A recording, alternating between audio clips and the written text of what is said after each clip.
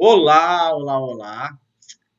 Bem-vindos a todos e a todas aqui da aula de resolução de questões de história do Centro de Isolada. Eu sou o professor Hudson e eu estou aqui para terminar. A gente teve uma aula na segunda-feira e a gente está aqui para tentar terminar essa segunda aula. Nós veremos 6 questões, a qual vocês já conhecem porque tem o material em mãos, mas mais uma questão aí surpresa para vocês lerem, entenderem e responder a questão rapidamente, tendo apenas 4 minutinhos para responder isso. E é 4 minutos, meu povo, assim, ó, na lapa, na hora assim, tem que responder. Ok? Então, sem mais delongas, vamos começar essa aula, ficando. é, Essa aula ela é extrema, tá muito legal, porque a gente está revisando o conteúdo, a gente está falando muita coisa que a gente viu nas aulas anteriores, ou a ideia da aula de resolução de questões é exatamente isso: você testar seus conhecimentos, você ver questões, vamos responder questões do Brasil inteiro, então tem questões do Brasil inteiro, toda 24 horas, ou no caso, a aula da noite eu mando pela manhã. Eu mandarei o conteúdo para vocês em PDF. Quando tiver presencial, vocês vão imprimir. Quer mais questões? Quer mais questões? Beleza. Se você quiser mais questões, você pode, já está, se eu não me engano, já está no centro de isoladas, e lá temos a apostila. Mas é uma apostila de fora da minha isolada, porque eu estou passando tudo para vocês. Eu tinha dito para vocês que a apostila seria incluso. Só que o que eu preferi? Para a gente não ficar tão preso dentro de uma apostila, eu preferi literalmente trazendo as questões prontas para vocês, explicando essas questões e a gente passar. E claro, por exemplo, vou lá, professor, comprei a apostila e agora eu quero aí ver como é que vai ficar. Eu respondi uma questão, não entendi, você me ajuda? Obviamente, eu estou aqui para ajudar. Mas eu preferi trazer essas questões. Quando tiver presencial, eu vou imprimir tudo bonitinho para vocês, entregarem para vocês essas questões bonitinho. Beleza? Então vamos rochar. Vamos lá. Pergunta número 6. A pergunta número 6 é sobre a Grande Guerra. E é uma questão muito interessante. Porque, que eu coloquei? Essa Grande Guerra a gente viu, não viu na aula passada? Sim, Vimos sim. Então, eu até coloquei aqui as causas da Primeira Guerra Mundial e tudo mais. E aí, essa brincadeira que eu coloquei da Bela Época, que a Guerra Mundial, na verdade, rompe com a Bela Época, que é um momento histórico muito interessante que começou desde o fim da Guerra Franco-Prussiana para frente. Agora vamos começar a questão. Nossa, já pulou da 6 para 7? Pula mesmo. Ó.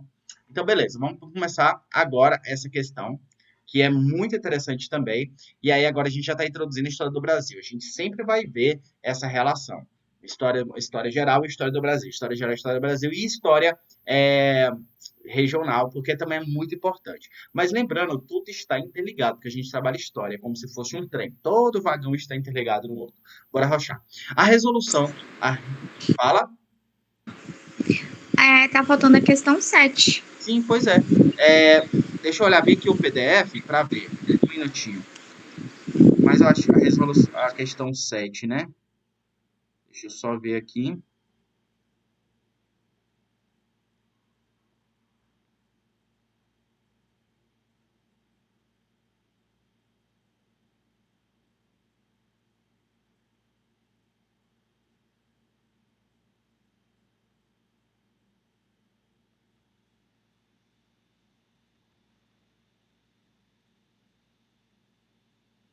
Não é possível que eu não coloquei a questão número 7, gente.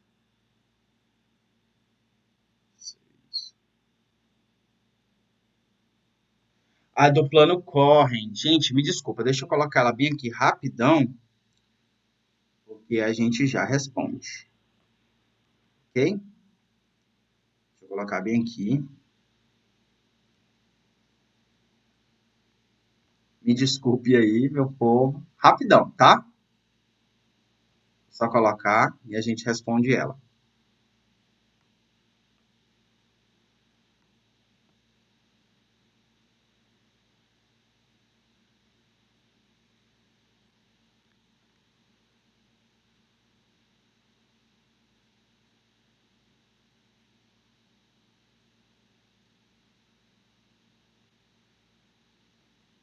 Só ver uma coisa aqui. Tá explicado. A questão 7 ela tá para frente. da questão da frente. Então, a gente só vai ver a número 8 bem aqui, mas assim, é porque eu troquei aqui o número, mas tá, a gente vai ver a 7, beleza? Beleza. Na hora que eu vi a 7, eu falei, mas eu coloquei a explicação da 7, que é sobre o plano Cohen, que é muito legal. Vamos lá, só ver a 8, mas depois a gente vê a 7, não se preocupe. Vamos lá. A resolução de 1930 resultou na deposição do presidente Washington Luiz. Impediu a posse de Júlio Prestes e colocou Getúlio Vargas na presidência do Brasil. Esta revolução é considerada pelos historiadores como um golpe armado, que teve como estopim. E aí a gente tem a Revolução de 1930 é altamente questionada hoje em dia, porque tem gente que, obviamente, foi uma revolução, mas foi também um golpe. Então a gente tem que exaltar um golpe como se fosse uma revolução. Que revolução foi essa?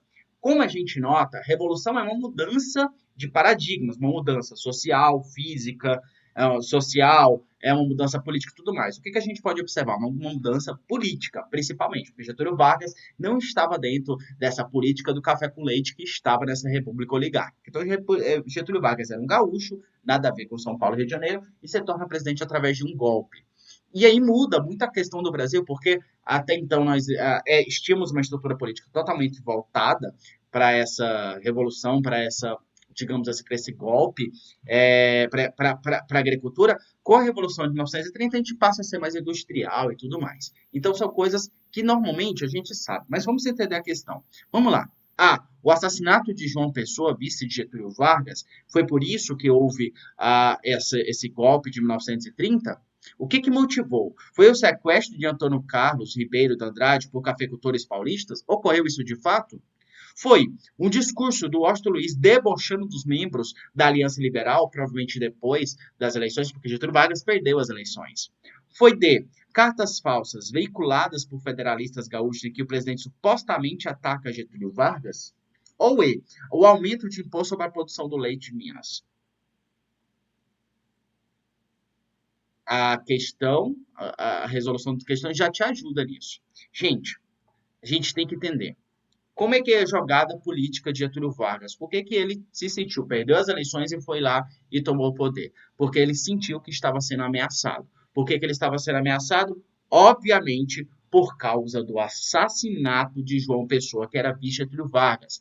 Por quê? Porque eles estavam querendo atacar Getúlio Vargas. E com isso, queriam enfraquecer esse poder dele cada vez mais. Atacando João Pessoa, que era um líder político do Nordeste, que seria capaz de, inclusive, vir com as novas eleições, porque era uma junção do Sul e do Nordeste, o Getúlio Vargas perderia essa força. No entanto, ele não contava que isso também atrapalharia várias questões, como, por exemplo, percebendo que esse poder oligárquico seria um grande problema. Vamos entender aqui os principais causas dessa revolução que ocorreu em 1930. Nas eleições de 1930, venceu o candidato Getúlio Prestes, apoiado pela elite de São Paulo. Lembrando que Washington Luiz era de São Paulo, ele deveria indicar um mineiro. O que ele faz? Ele quebra isso, de fato, e já coloca um paulista. E aí, como é que seria isso? E aí a gente, se não fosse a Revolução de 1930, veríamos paulistas comandando o país provavelmente por um longo tempo. Com vários indícios de fraude eleitoral, Getúlio Vargas e os políticos do Rio Grande do Sul, Minas Gerais e Paraíba ficaram muito insatisfeitos.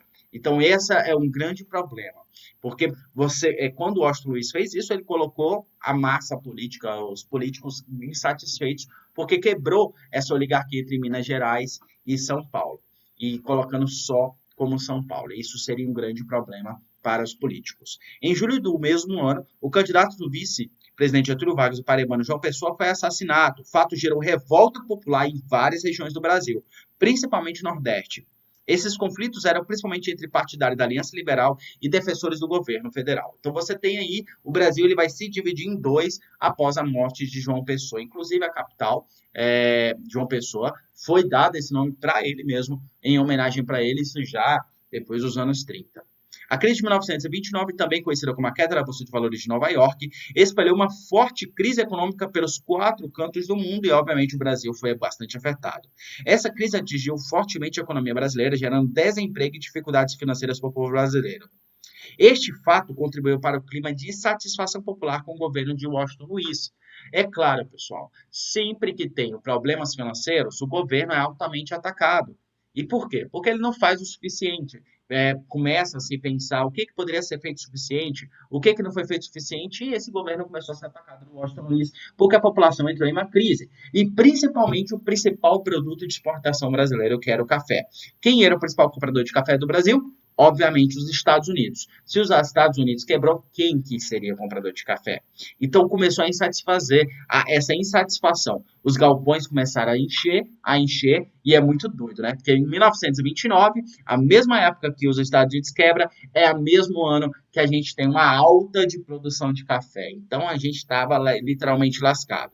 E por fim, o clima de conflitos e forte satisfação popular em várias regiões do Brasil gerou preocupações em setores militares do alto comando que enxergava a possibilidade de uma guerra civil no Brasil.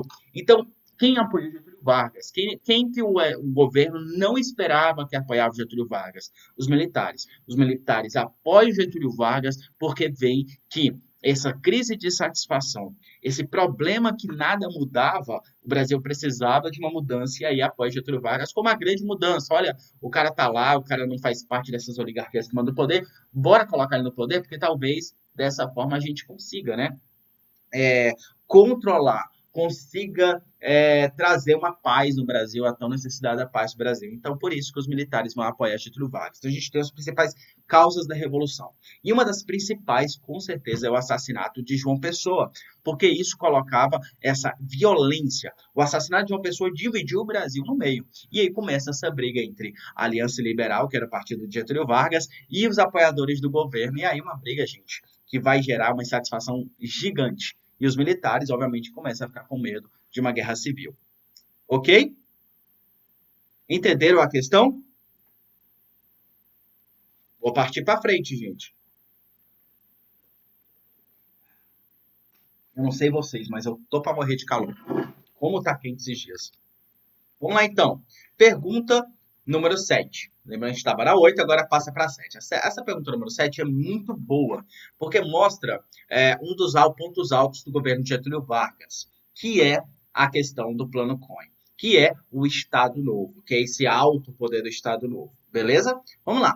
Em 1937, ou seja, no começo do Estado Novo, Getúlio Vargas apresentou à nação o Plano COIN, o que falava a respeito de uma suposta revolução comunista que estaria em curso no país. Esse documento, no entanto, era falso e tinha como objetivo apenas alarmar a população brasileira, tornando-se o estopim de Vargas implantasse uma ditadura no país.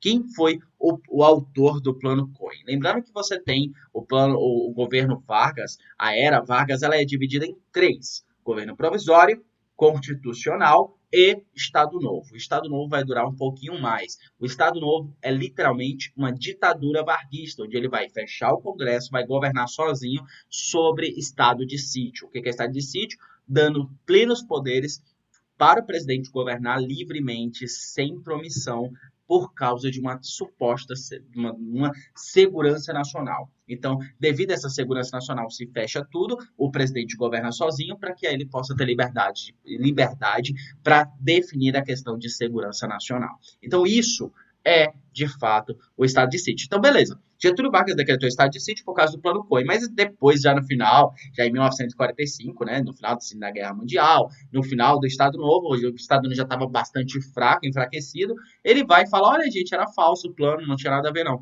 Por quê? Porque esse plano era tipo, vocês lembram o negócio da URSAL? Vocês lembram? URSAL, que era a União das Repúblicas Socialistas da América Latina, que é um plano conspiratório. Então, começaram a ter esse plano conspiratório, a galera, meu Deus, e agora o que a gente faz? Precisamos de um presidente que vai acabar com o comunismo no Brasil, e, obviamente, quem seria esse presidente seria Getúlio Vargas, porque ele não gostava de comunismo, né? Obviamente, ele estava do lado dos Estados Unidos, e com isso, ele cria um estado de sítio para não deixar o comunismo tomar o país. Mas o plano era uma mentira, não existia um plano comunista no Brasil. Quem criou esse plano COIN? Lembrando que isso a gente chegou a ver rapidamente nas nossas aulas. O que vocês marcaram? Luiz Carlos Prestes. A gente falou muito dele. O que é Luiz Carlos Prestes? Alguém lembra? Luiz Carlos Prestes é o líder comunista. Beleza? Que fez a chamada Coluna Prestes, um pouquinho antes de Vargas tomar o poder. Coluna Prestes. Plínio Salgado. Plínio Salgado é o líder da chamada integralismo brasileiro, a ação integralista brasileira. O integralismo brasileiro é quase um fascismo brasileiro. Eles vestiam de verde, eram ultranacionalistas, era a favor de um Estado autoritário e tudo mais.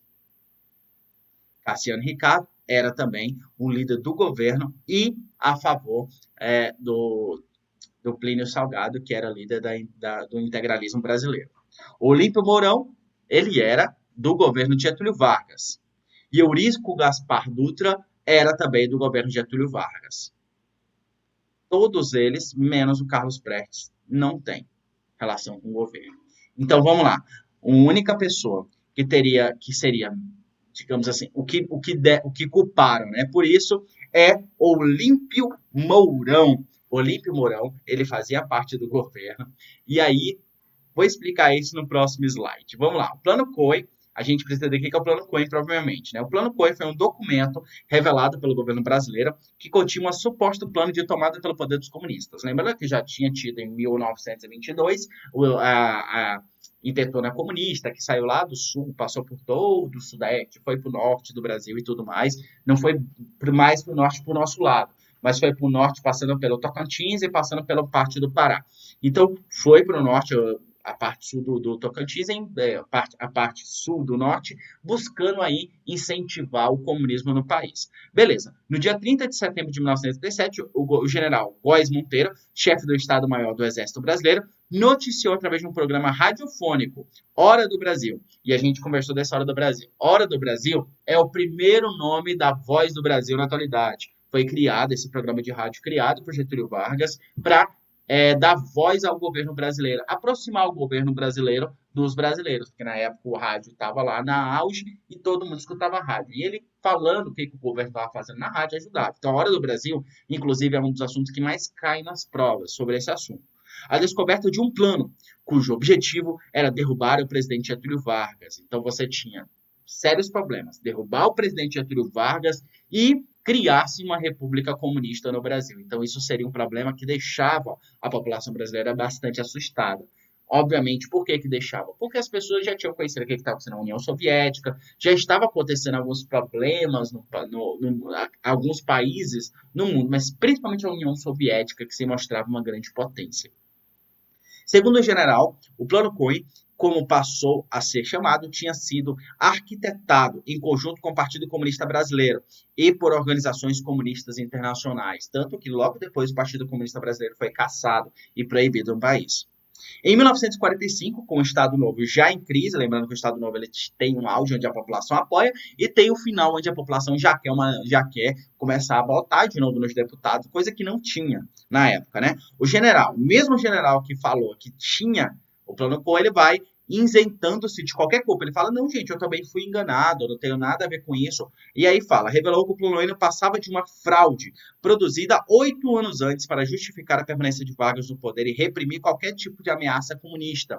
Então, o próprio Góes Monteiro, ele tira o dele da reta e coloca que não tinha nada a ver com isso e que foi um plano arquitetado e que ele também foi enganado. Quem fez isso? De acordo com o general Góes, o documento tinha sido escrito pelo capitão Olímpio Mourão Filho, na época chefe de serviço secreto da Ação Integralista Brasileira. A Ação Integralista Brasileira tinha uma relação próxima com Getúlio Vargas, mas também ela começou, de um certo tempo para frente, começou a ser caçado. Então, a Ação Integralista Brasileira ela vai enfraquecer, vai acabar, no entanto, vai funcionar suas principais cabeças, vai funcionar dentro, trabalhando para o governo. Partido de apoio do governo Vargas. Mourão Filho, por sua vez, admitiu ter elaborado o documento em pedido do Plínio Salgado, dirigente da AIB, confirmando, porém, trata-se de uma simulação e insurreição comunista, apenas para efeito de estudos, utilizando exclusivamente em âmbito da AIB. Então, na verdade, esse documento do Plano COI não existia. Era apenas criado como uma suposição, caso supostamente poderia ocorrer, apenas de estudo da AIB, que era um grupo ultranacionalista contra os comunistas, beleza? Ele estava, inclusive, eles apoiavam o próprio, é visto hoje como fascismo brasileiro, a AIB, beleza? Então é muito interessante, eles têm um discurso, eles têm um grito de guerra chamado Anauê, que é na língua indígena, obviamente, que fala sobre essa questão do Brasil, eles falam, eles evocam essa questão do Brasil muito forte.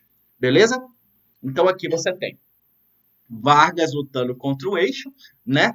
E aí a ação integralista pegando forte nele bem aí, fazendo críticas a ele. Primeiro faz crítica, mas a ação integralista é muito interessante observá-lo dentro do governo Vargas. Porque o governo Vargas está lutando contra o nazismo e o fascismo, mas dentro do país tem um grupo muito parecido com eles, com as mesmas bandeiras do comunismo e aliás, do fascismo e do nazismo. Beleza? Essa brincadeira que eu fiz há um tempinho atrás.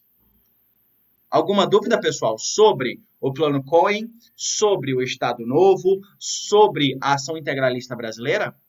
Alguém gostaria de falar alguma coisa?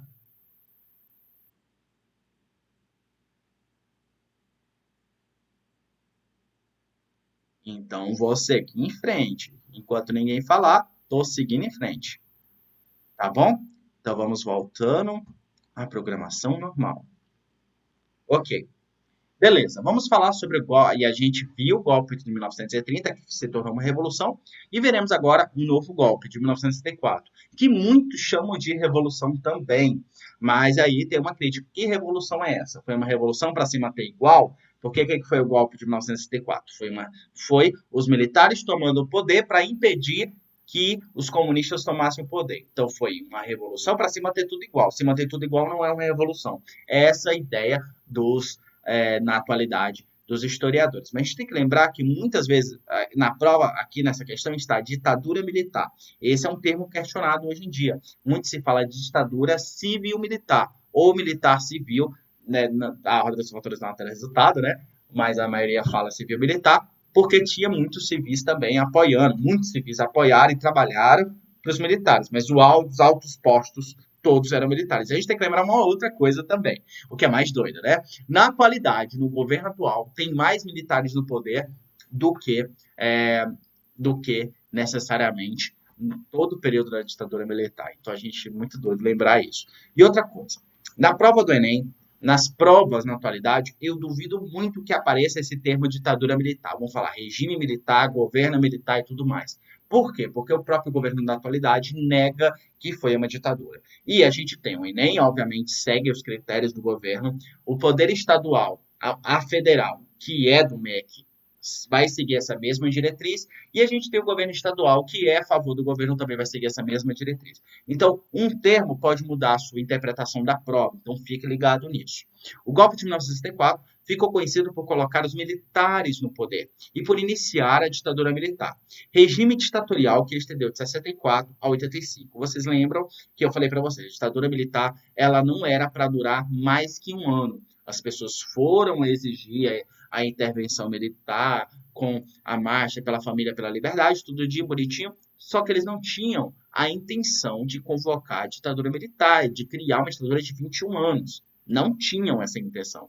No entanto, o que era para durar um mês, no máximo um ano, durou 21 anos. Esse golpe resultou na derrubada de qual presidente? Essa pergunta é muito fácil. Jânio Quadros, João Goulart, Juscelino Kubitschek, Café Filho ou Getúlio Vargas. Todos esses nomes e todas essas pessoas fazem parte da chamada República Populista. Essa república que dura de 45 até 64. Essa fase a gente chama de República Populista. Todos eles fazem parte da República Populista. Qual que vocês marcaram?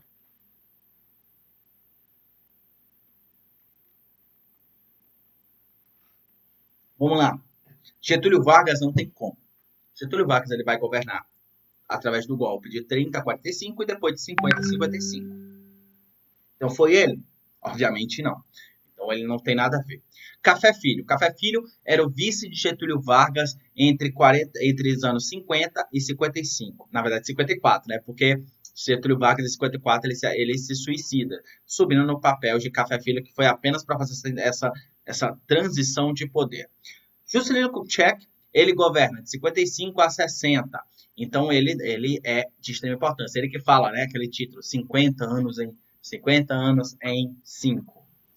Esse era a slogan político dele, a qual ele vai utilizar por muito tempo. 55 ele queria desenvolver o Brasil, 50 anos em apenas 5 anos, que era a época onde você tinha as eleições para o governo que o presidente votava, né? Ele estava no poder.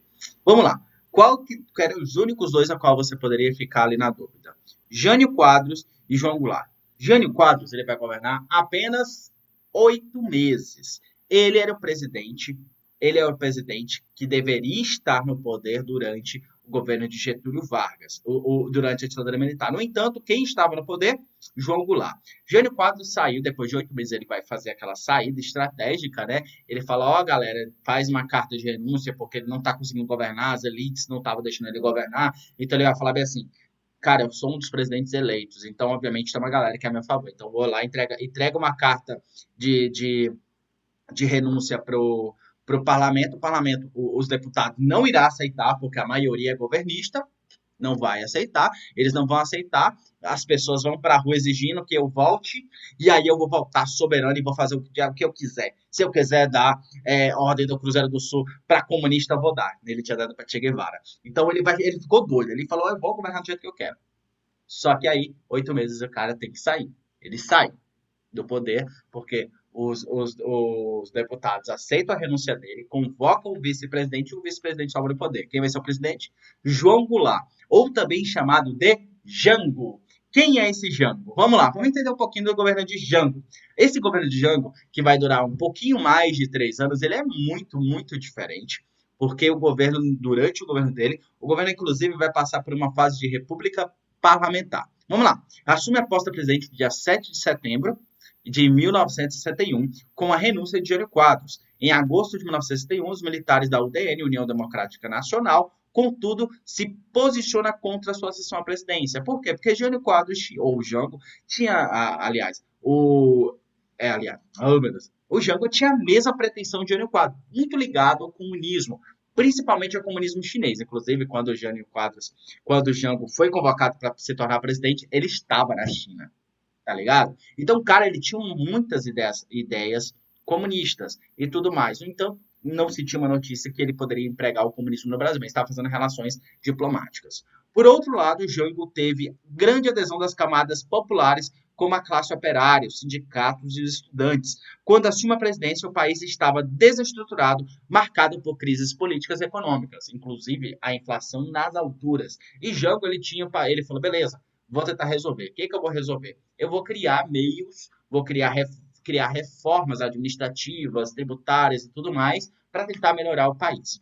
No entanto, ele não vai conseguir isso. Por quê? Assim que Jango pretendia transformar o país, renovando a Constituição e, sobretudo, propondo as reformas de base nos setores educacionais, fiscais, políticos e agrários, tal como ele pensava em fazer uma reforma agrária, reforma tributária, reforma eleitoral, inclusive aderindo os votos dos analfabetos, a reforma universitária, dentre outras. No entanto, ele não vai conseguir fazer isso. Suas ações foram controversas, a modo que o país, em 1963, atingiu um nível altíssimo de dívida externa e inflação, aproximadamente 74.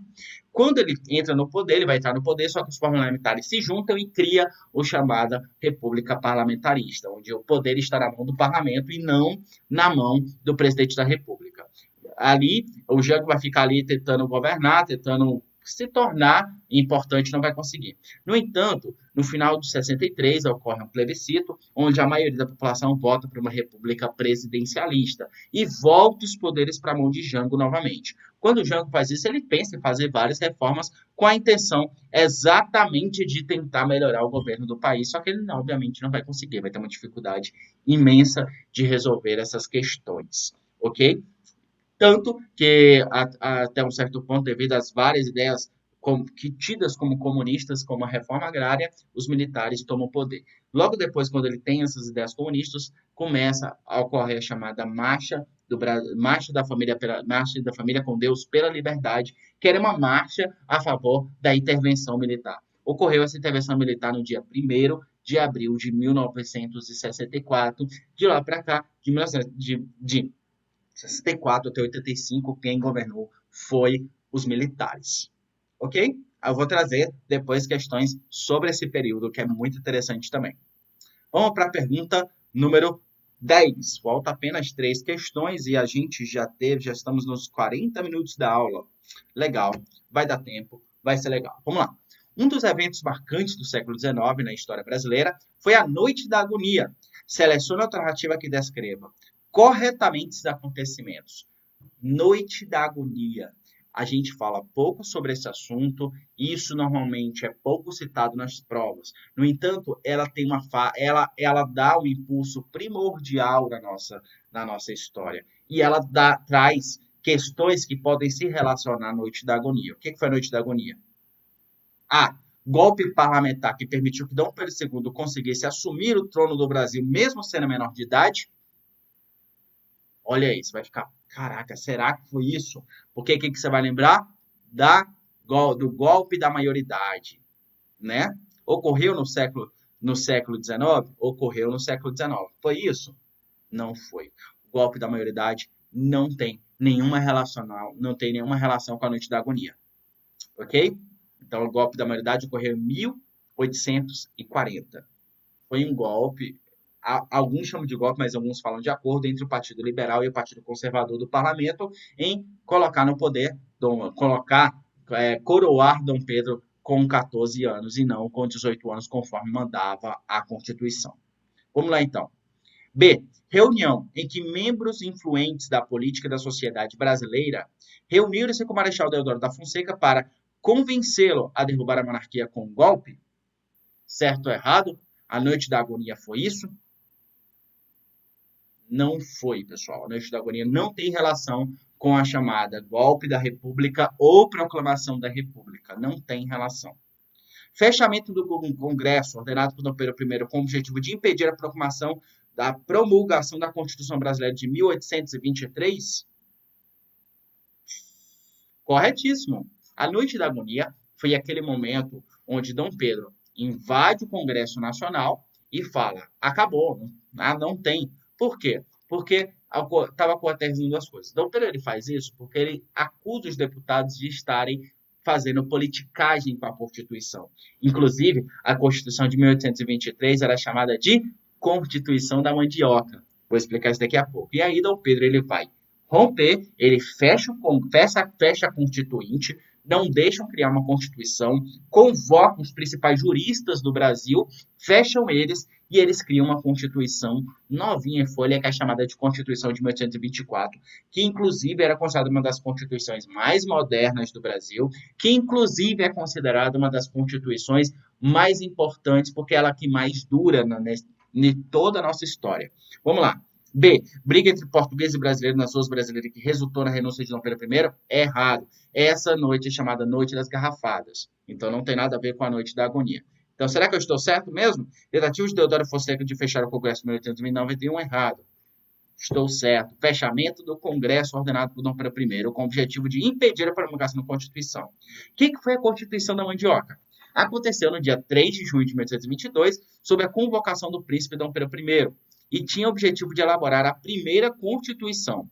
Ou seja, aliás, Dom Pedro I que aceitaria a Carta Constitucional contando que ele fosse digna de um país e do imperador. Então, o que ele queria? Então, antes da independência do Brasil, Dom Pedro convoca uma constituinte.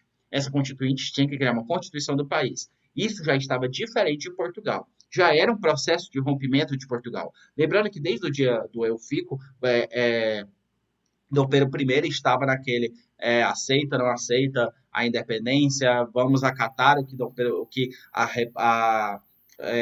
Portugal fala, não vamos acatar, então estava nesse processo. E aí, em junho, ele convoca essa constituinte que vai se tornar, os deputados do Brasil vai se juntar para criar uma Constituição brasileira, desde que essa Constituição fosse muito boa para o país e que fosse instaurar-se uma monarquia constitucional no país com Dom Pedro I imperador. Só que Dom Pedro queria, obviamente ele nasceu dentro de uma monarquia absolutista, ele queria poderes para o imperador. Então foi lá. Somente após a proclamação da independência, esta Assembleia começou a ser realmente praticada, já que a real intenção era a elaboração de uma Constituição para um novo Estado soberano. Essa Constituição ficou conhecida como Constituição da Mandioca, pois, segundo ela, só poderiam ser eleitores ou candidatos, aqueles que tiverem renda equivalente a 150 alqueires de farinha de mandioca.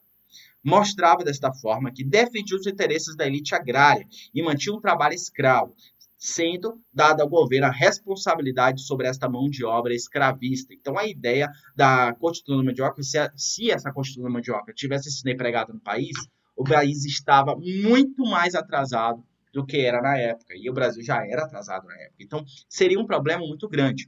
Só que tem um outro lado dessa Constituição da Mandioca também. Ela diminuiu os poderes do imperador. Então, obviamente, Dom Pedro não iria aceitar isso e convoca essas eleições. E aí, com as eleições, com uma nova constituinte, que não era uma constituinte, digamos assim, eleita pelas pessoas, o que vai acontecer? Vai se manter um voto censitário, mas vai abranger mais pessoas e vai manter o chamado poder moderador, que é o poder do imperador. Ok? Então, olha aqui um meme que eu fiz de noite Deputados da Noite da Agonia. Majestade, por que você está fechando a Constituinte, Dom Pedro? Então, meu amor, ninguém é mais poderoso que Deus e eu. Isso mostrava um lado absolutista do próprio Dom Pedro I. Por quê?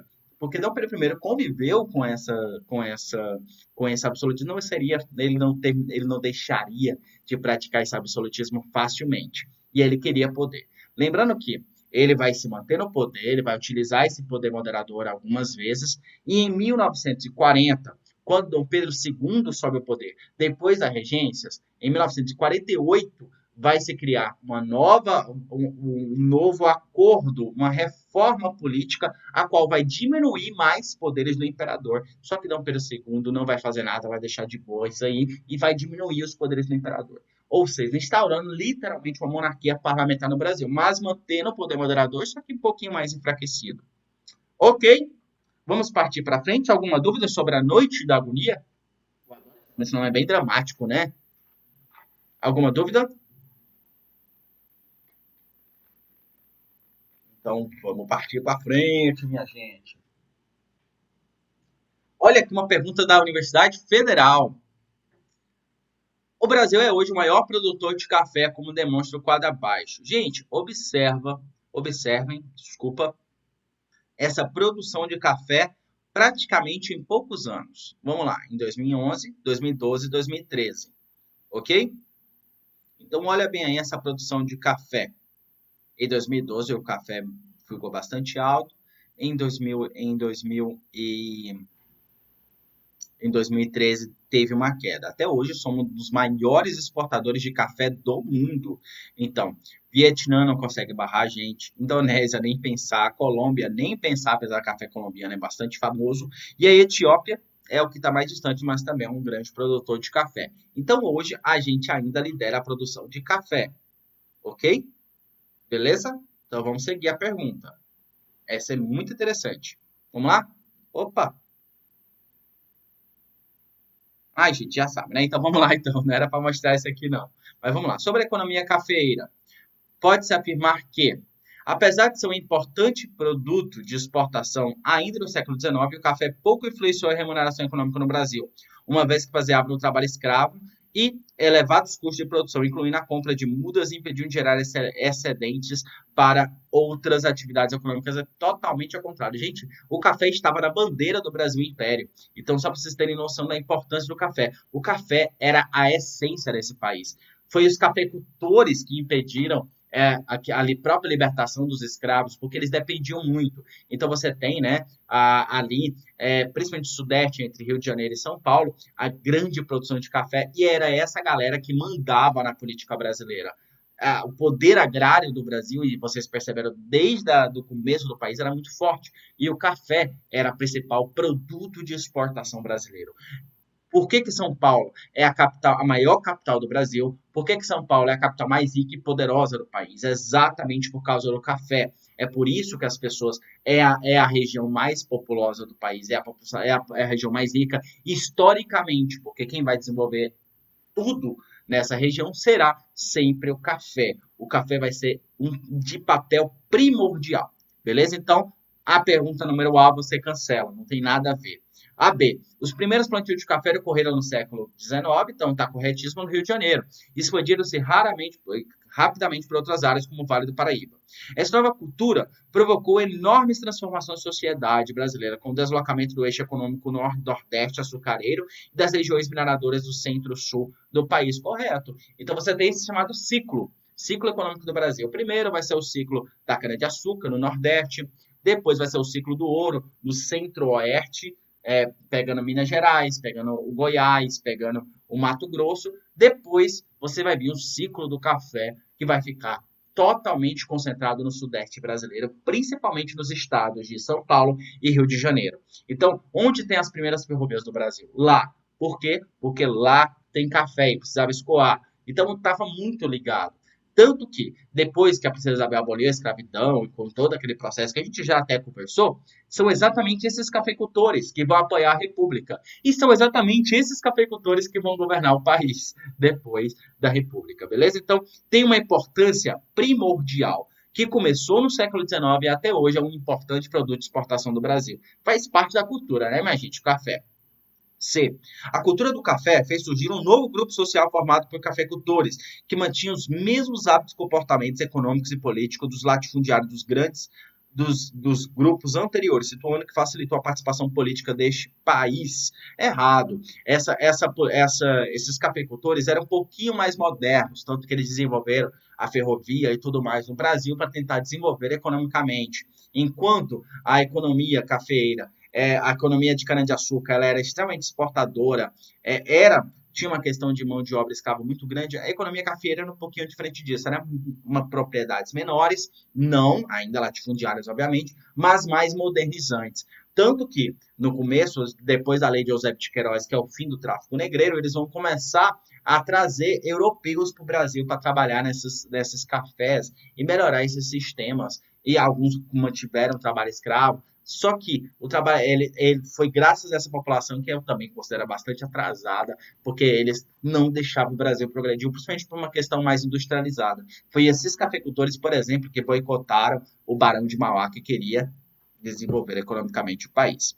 A cultura do café alcançou economias que estavam estagnadas, alavancou economias que estavam estagnadas, como a cana-de-açúcar, o algodão e o fumo. Errado, não alavancou, não. A economia do café ela estava mais centrada dentro dela. A cana-de-açúcar foi cair cada vez mais com a produção de café, porque a preocupação começou a ser basicamente o café. E, apesar dos esforços dos cafeicultores do governo, o Brasil só alcançou a liderança mundial na produção de café nas décadas de 1920, uma situação que permaneceu até hoje, como pode ser observado na tabela anterior. É errado, gente, é errado. A produção de café alcançou níveis estratosféricos entre os anos 60, 70, 80 e 90 no Brasil. Então, foi muito dentro do século XIX, né? Então, no final do século XIX, a gente já era o maior produtor de café do mundo, o maior exportador de café do mundo. Olha bem aqui, eu trouxe esse mapinha para vocês verem. Até 1850, estava ali basicamente uma parte no São Paulo e uma parte no Rio de Janeiro. Com a lei Eusébio de Queiroz, que impediu o tráfico negreiro, eles começaram a buscar novas áreas através de mão de obra europeia, expandindo-se mais, indo um pouquinho para Minas Gerais, um pouquinho ali para o Espírito Santo e partindo para São Paulo, propriamente dito. Entre os anos 1990 e 1995, você já vê basicamente essa parte só São Paulo.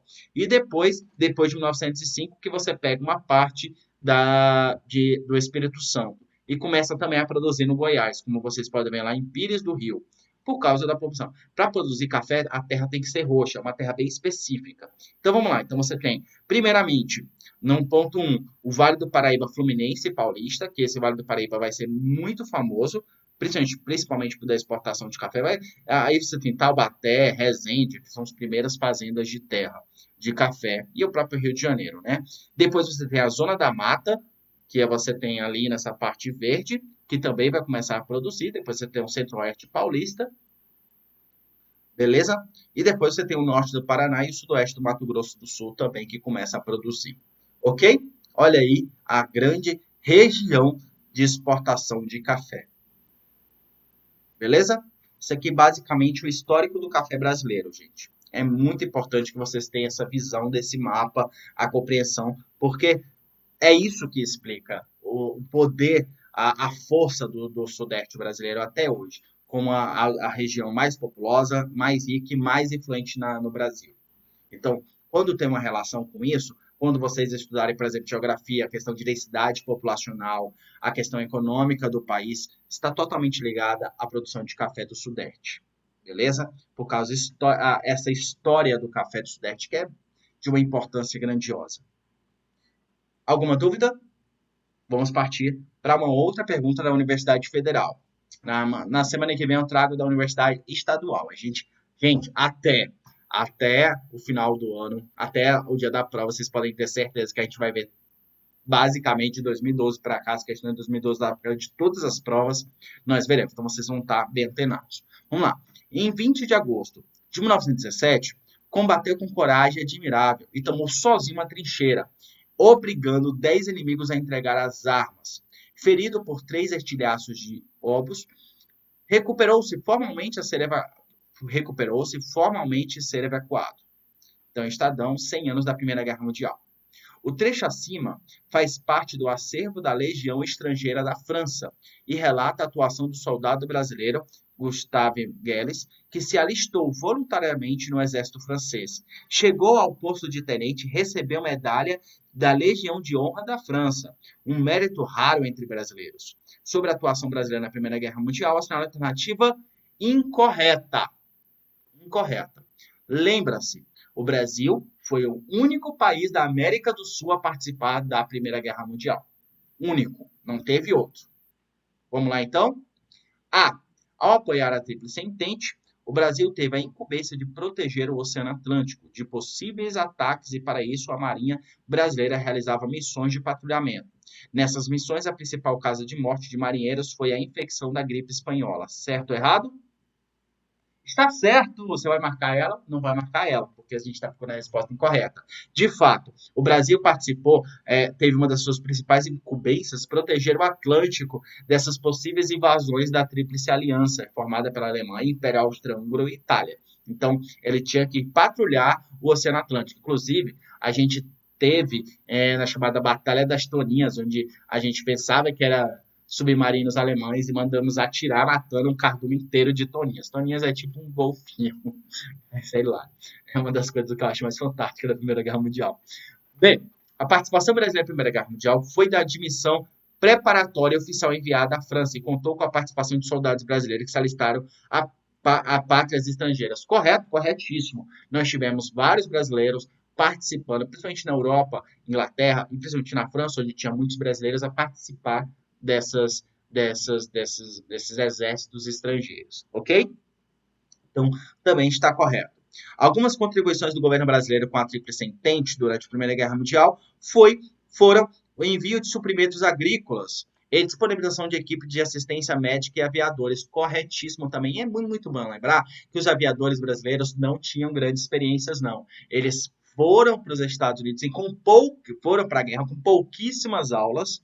E aí eles aprenderam na raça mesmo a utilizar o avião para a guerra. Lembrando que avião na guerra, na Primeira Guerra Mundial, só foi introduzido no final da Primeira Guerra Mundial e foi decisiva para a vitória da Tríplice Entente. Então está correto, a gente mandou mulheres como enfermeiras para ajudar na guerra também, principalmente produtos agrícolas, que é a nossa grande potência. Agro é pop, agro é tudo, e desde a Primeira Guerra Mundial a agro mandava, né? Vamos para a questão D. A tímida participação brasileira durante a Primeira Guerra Mundial não permitiu que o país tivesse um assento à mesa de negociações no pós-guerra, que ficou conhecida como a Conferência de Paz de Paris de 1919 como a Conferência de Versalhes. Então, a Conferência de Versalhes, ou Tratado de Versalhes, foi feito para humilhar a Alemanha. Então, a gente gostou. Beleza, o Brasil teve uma pequena participação. Será que o Brasil foi expulso? Negaram sua participação desse Tratado de Versalhes? Porque a gente participou um pouco da guerra. A gente escuta que o Tratado de Versalhes era dos grandes aliados da Tríplice Entente. Será que a gente participou? Então é uma coisa que vai te deixar em dúvida. Mas a errada é exatamente essa. Nós participamos das negociações da Conferência de Paz de 1919 ou do chamado Conferência de Versalhes, que fez o Tratado de Versalhes. Nós participamos, ok? Então, qual que você ia marcar? A D. Espero que você tenha marcado essa. E, nos primeiros anos da Primeira Guerra Mundial, o Brasil adotou uma postura de neutralidade no apoio aos países envolvidos no confronto. Porém, essa postura foi descartada devido aos ataques alemães a embarcações brasileiras. Está correto, gente. Até o primeiro tempo da guerra a gente estava ali, sem se meter. No entanto, já a guerra começou em 1914, se não me engano, foi em 1914, já em 1916 alguns navios brasileiros são atacados, obrigando a população foi para as ruas e pedindo que a gente entrasse para a Primeira Guerra Mundial e entramos do lado da Tríplice Entente. É claro que era um acordo com os Estados Unidos, como sempre, né?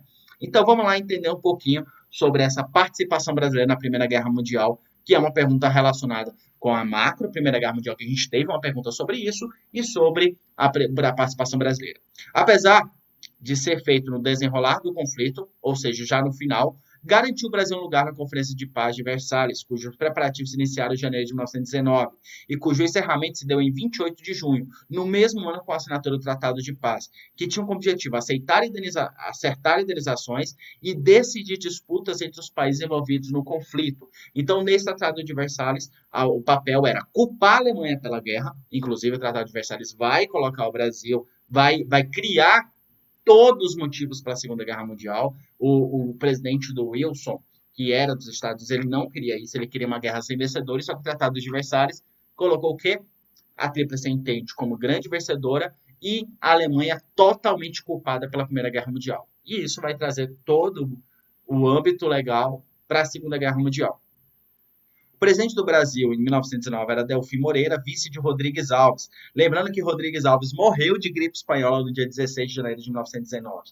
Lembrando que isso, a morte de Rodrigues Alves de gripe espanhola, que é o único, se eu não me engano, é um dos poucos presidentes que morreu de gripe espanhola, pode ser uma grande questão a ser colocada nas provas, principalmente na federal. Então fiquem espertos e estudem mais ou menos ali a questão de Rodrigues Alves. Ele vai participar de toda a Primeira Guerra, no final ele vai morrer de gripe espanhola. Vai ser um único presidente do Brasil, um único governante do Brasil morto por causa da gripe espanhola. Coube ao novo ministro de Relações Exteriores, Domício da Gama, até então representante brasileiro em Washington, tratar da participação brasileira das conferências preliminares de paz e que assentariam as bases do Tratado de Versalhes, definir o número de delegados a caberia ao Brasil no plenário da paz e ainda conseguir a inclusão do Brasil no primeiro Conselho Executivo das Ligas das Nações. A Liga das Nações foi criada após a Primeira Guerra Mundial para tentar se manter a paz. Não deu certo porque os Estados Unidos não participou e porque o Tratado de Versalhes humilhou a Alemanha e a Alemanha não ia deixar isso de boa. O Brasil conseguiu o que queria? Conseguiu indenizações por causa da compra de café que a Alemanha não pagou, conseguiu navios dos Estados Unidos, aliás, navios alemães, os navios alemães ficou como indenização para o Brasil, beleza? E a Alemanha era obrigada a pagar uma indenização para o Brasil também por causa desse café. Então, o Brasil conseguiu o que ele exigiu dentro do Tratado de Versalhes. Recebeu? Não recebeu. Os navios receberam, mas eles não receberam, principalmente os juros cobrados pelo Brasil, que eram literalmente exorbitantes. Ok?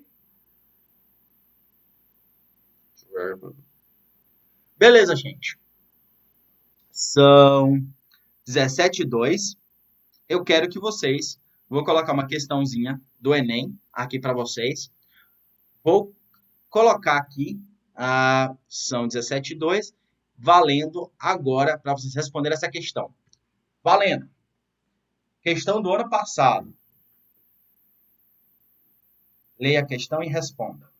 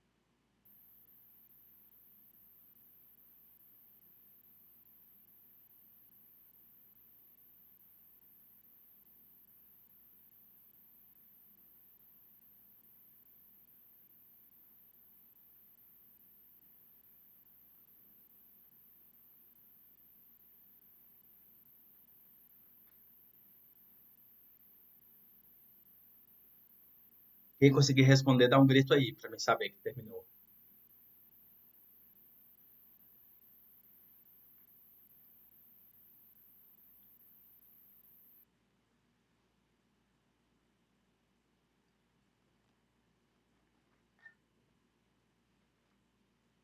É uma pergunta difícil, gente. Não vou mentir para vocês, não. É uma pergunta difícil, porque não tem uma relação de fato histórico. Tem uma relação de como se escreve história. É bastante difícil a questão mesmo. Mais alguém conseguiu responder? Deixa eu olhar aqui o chat.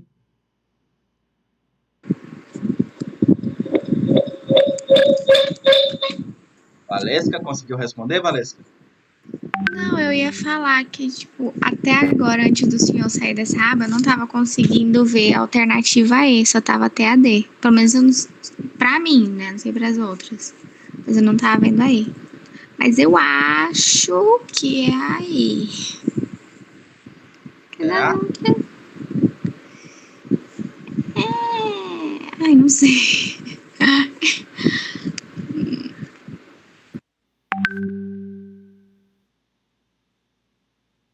Então vamos lá, então. Você acha que é qual, Valesca, mesmo? A D? Promover o retorno dos grupos apartados de suas nações Não, de origem?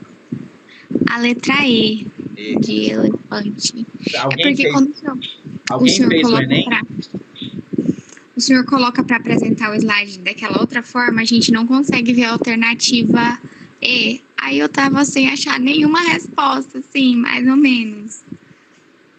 Dessa forma aqui você consegue enxergar, dessa forma não? Isso, dessa forma aí não. Uai, que Mas a outra estranho. Beleza, então nas é, próximas eu vou tentar diminuir, beleza? Porque eu não tá, sabia que vocês não visualizavam. tá bom. Então vamos lá. A resposta correta dessa questão, quem marcou a. Opa, gente, que doida. Está corretíssimo, é a E mesmo. Registrar as trajetórias dos sujeitos distantes da prática descrita. Por que essa questão está fazendo relação? Essa questão está fazendo relação porque na historiografia a gente fala muito da história das pessoas que escrevem. Então, só é história que se escreve? O que separa pré-história de história? É a criação da escrita. É como se tudo que tivesse antes da criação da escrita não fosse história. No entanto, a gente tem até hoje povos que a história é oral. E o texto fala exatamente isso, que utilizou-se, então, da história oral para tentar construir a história dessa mulher.